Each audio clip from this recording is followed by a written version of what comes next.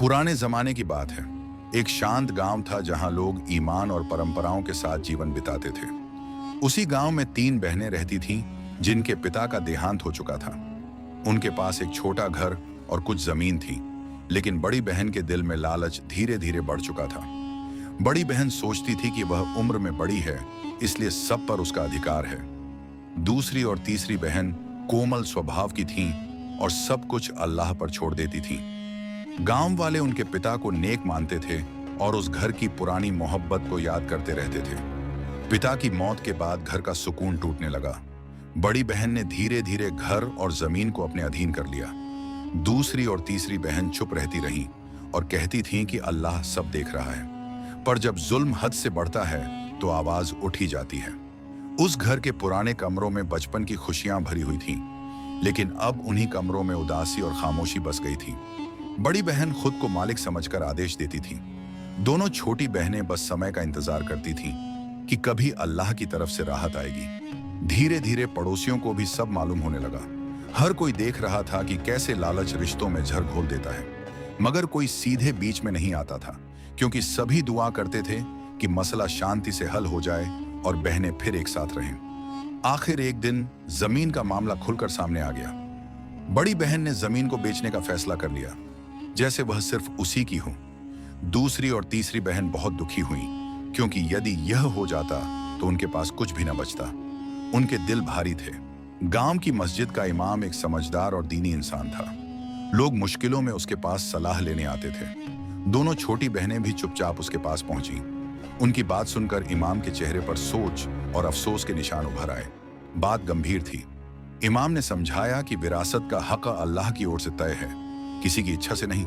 एक बहन का अधिक लेना जुल्म है और जुल्म कयामत का अंधेरा बन जाता है। यह सुनकर छोटी बहनों के दिल में उम्मीद लौट आई और वे घर वापस चली गईं। लेकिन बड़ी बहन का दिल पत्थर बन चुका था। धन की इच्छा ने उसके दिल से मोहब्बत और रिश्तों की कद्र मिटा दी थी। उसने इमाम की बात की भी परवाह नहीं की। छोटी बहनें अब भी सह रही थीं, लेकिन अब फैसला समय करेगा। उसी वक्त गांव में राज्य के काजी के आने की खबर फैली। लोग अपने मसले लेकर उसके सामने जाने वाले थे। छोटी बहनों ने भी तय किया कि वे अपने हक का मामला उसके सामने रखेंगी। यहीं से कहानी का असली मोड़ शुरू होता है। काजी गांव आया तो लोग उसके पास इकट्ठा हुए। दोनों छोटी बहनों ने अपना मामला शांत स्वर में बताया। बड़ी बहन ने अपनी बात को सही साबित करने की कोशिश की, लेकिन उसके चेहरे पर लालच साफ नजर आ रहा था। काजी ध्यान से सब सुनता रहा। काजी ने कहा कि विरासत का हिस्सा कुरान और सुन्नत से तय होता है। तीनों बहनों को बराबर का हिस्सा मिलना चाहिए। यह सुनकर दोनों छोटी बहनों को सुकून मिला, लेकिन बड़ी बहन के चेहरे पर नाराजगी और क्रोध झलक उठा। उसे इंसाफ बोझ जैसा लगा। काजी ने गवाह भी बुलाए। पड़ोसी और गांव वाले सब बोले कि पिता ने हमेशा तीनों से बराबर प्यार किया था और कुछ भी किसी एक के नाम नहीं किया था। इससे फैसला और मजबूत हो गया। बड़ी बहन का दिल फिर भी नहीं पिघला। काजी ने सबके सामने फैसला लिखवा दिया कि जमीन और माल बराबर बांटा जाएगा। बड़ी बहन मजबूरी में चुप रही, लेकिन उसके अंदर नफरत की आग जल उठी। उसने बहनों और काजी दोनों से मन ही मन दुश्मनी कर ली। जिस रात जमीन बंटी, बड़ी बहन ने चालाक योजना बनाई। उसने अपना हिस्सा बेचकर पैसे इकट्ठे किए और गांव छोड़ दिया। छोटी बहनों ने न तो रोका और न बुरा कहा, बस अल्लाह का शुक्र किया कि जुल्म अलग हो गया। बड़ी बहन शहर गई, लेकिन वहां भी उसे सुकून नहीं मिला।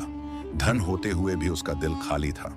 लोग उसके साथ सख्ती और चालबाजी से पेश आते। जिस मोहब्बत को उसने खो दिया, वह कभी वापस ना आ सकी। छोटी बहनों ने अपने हिस्से को ईमानदारी से संभाला। उन्होंने मेहनत से खेती बाड़ी की। लोग उनका सम्मान करने लगे। उनके घर में बरकत और शांति बढ़ गई।